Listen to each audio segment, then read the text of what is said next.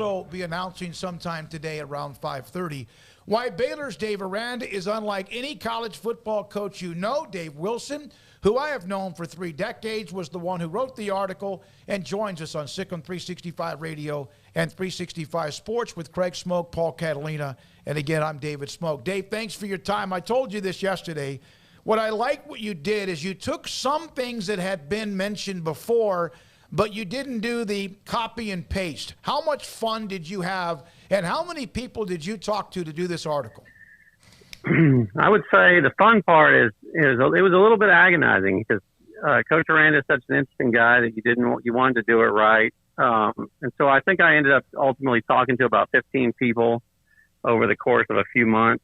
Some of those at Media Day, some of those at the Texas High School Coaches Convention, some of those, just on the phone. So it's definitely something that took an undertaking to try. So much has been written about some of the quirkier or more offbeat things. But, for our audience that doesn't follow Baylor every day, I thought it was worth it to give the bigger picture. And, a lot of times you get a place like this, you get one shot to do a good story. And so I wanted to make sure that we hit all the angles. So did you go watch the very good but not as highly known Nicolas Cage film Pig after this? Because he has tons of different references where it comes to that or children's books. Yeah, I didn't. I've still not seen Pig. Don't tell Coach. But I did read The Velveteen Rabbit while I was reporting it, and was sort of struck by, oh man, I don't think I've read this book in 40 years, and I got it. So I understood that, and he had a few others. He went on and on about the movie Coda. He had a few others. I mean, I could have done a whole article just on deciphering his metaphors, but I don't know that any of us, every man could quite understand them as well as he can. Dave, so how do you feel like he's been able to grow more comfortable over the last couple of years? I think you just see it. I'll give you an example. This story is an example. I've asked for 2 years to do this story. Dave's told me in the past, I tell my team it's about them and not about me. So why would I want to do an article on me? And it's just, something that he didn't like the attention. I didn't put it in the story, but I tweeted it. One of my favorite things was after the Big 12 title game when one of the local guys asked him, your players were chanting, you'd like attention or something like that. And then I said, is that true? And before we could even finish the question, he said, no, just very quietly.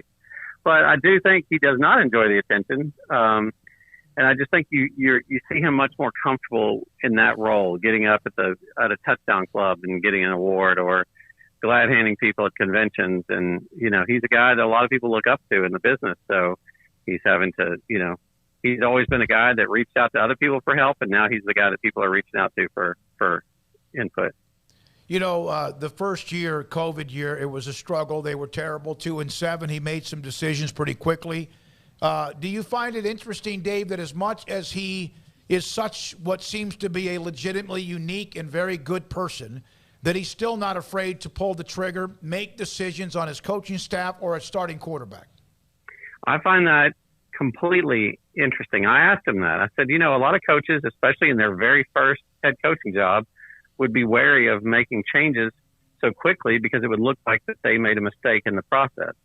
Did you have any issue with that? And he said, no, I had a vision for how I wanted this program to do it. And if the coaches, he told me he hired people for what they did rather than who they were. And that was his mistake.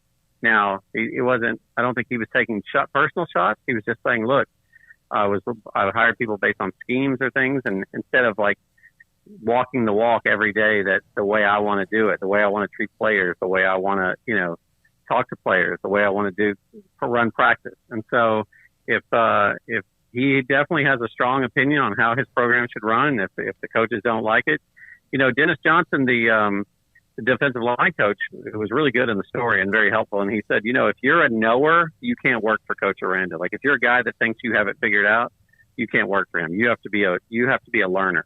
And I thought that was really interesting. Dave Wilson, ESPN.com, wrote the article, and Dave Aranda with us, Sic'Em 365 Radio, 365 Sports.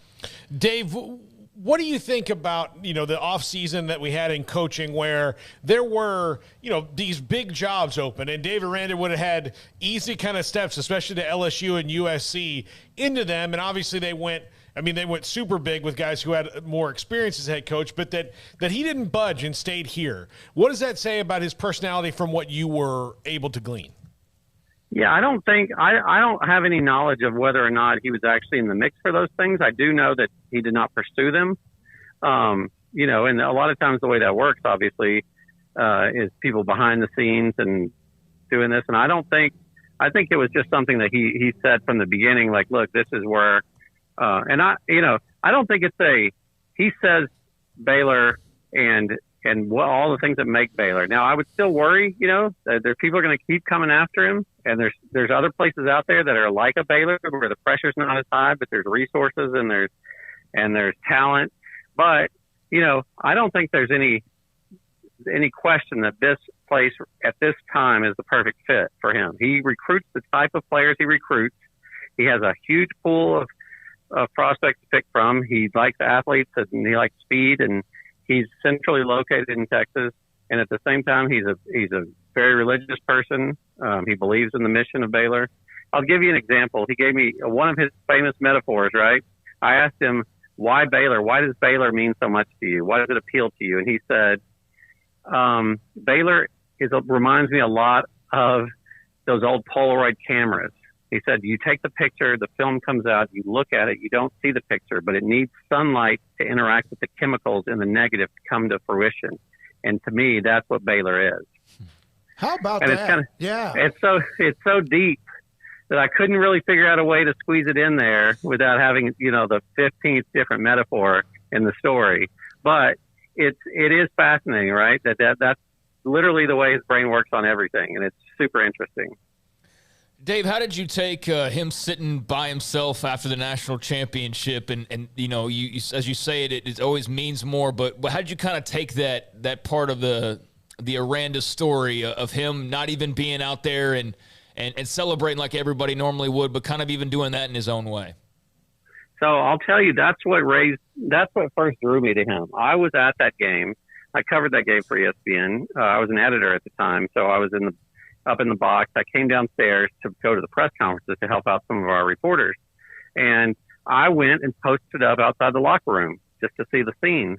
And I'm standing there, and I don't know if you guys remember this, but it's the game where Odell Beckham was running around passing money out on the floor of the stadium and running in and out of the locker room.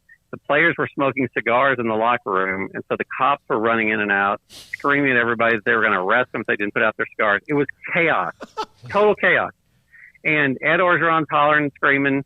Joe Burrow's walking out with a cigar in his mouth with so much, his swagger. Doors open, and it was almost like a wrestling entrance. The doors open, smoke comes pouring out. Here comes Dave Aranda, 3-piece black suit with a briefcase with his head down, and just walks through everybody and is gone. He just leaves. And I remember in my head at that one moment thinking, this is like that Sesame Street song that one of these things is doing its own thing. Mm-hmm. And I was like, that guy is interesting, and I want to know what his deal is. Mm-hmm. And so that's really the moment for me when I was like, that guy's so interesting. And then he got the Baylor job not long after that. And from the get-go, I was like, I want to come talk to you. And so I'm so thrilled to have actually gotten to do it and to be able to write the story. How about Trey Novosad and his son, of course, Austin, committed to Baylor and then went on a tour to make sure, and Aranda was like, okay, but this is where you need to be. And it wasn't some coach just trying to be arrogant. It was he knows Austin. He knows what Baylor's like. But the quote from Novosad's father, if Coach Aranda is not there, we'd never go to Baylor. I mean, that's how important Aranda was. Everybody tells you don't pick the college because of the coach, because they always move around. But he told us, I've been to LSU. I've been to crazy places. I don't fit there. I didn't fit there. I fit here. They let me do weird stuff. I can be me, and I'm not going anywhere. I like it here. And he almost like basically told Austin, that's why you'll like it too. So, yeah, that's what I thought was interesting is Austin grew up a diehard, an Aggie. I don't know. And to have the opportunity to possibly play there, I think Coach just said, like, look, Trey said that Austin is very similar temperamental-wise with Coach Aranda, just very low-key. Matter of fact, he told me a great story that when Trey called Coach to commit, that Trey is very much like Dave, and he's like, "Hey, Coach, I'd like to commit." And Coach was like, "Okay, that's great, I appreciate it." And Sean Bill was like, "What the hell's wrong with you guys? This is awesome! Somebody get excited here!" And so I think that's hilarious, and you can totally see it.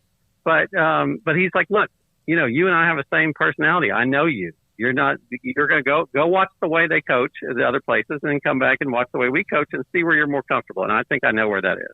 So what you're telling us, go ahead. No, go ahead.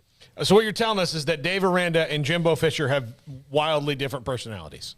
I think they might. I mean, that would just be, from afar. But no, I think, and so I know that I think Trey probably got a little heat for the we would never go to Baylor part of that, and I don't think he meant it that way. I think he just meant given the late press, having a chance to go to Ohio State, having a chance a place that's turned out all these great quarterbacks, where you grew up, like those are pretty enticing, and it came down to their faith in Coach Aranda, really.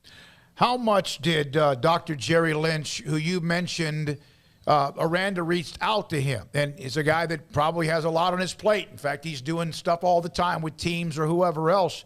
How much influence did Dr. Jerry Lynch have on Dave Aranda, and maybe even vice versa?